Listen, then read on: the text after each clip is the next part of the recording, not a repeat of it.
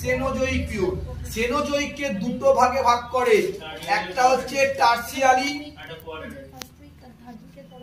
আর একটা quaternary. Tertiary আর quaternary.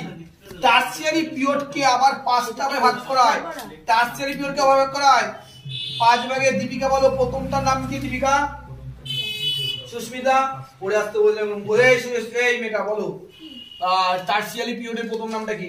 Tertiary তো ছিল না কি? প্যালিওসিন। ভেরি গুড, যে বললো প্যালিওসিন। Eocene minus Palaeocene. দু নম্বর কি? ইওসিন। তারপরে অলিগোসিন। তারপরে মায়োসিন বা মিওসিনও বলে নাকি।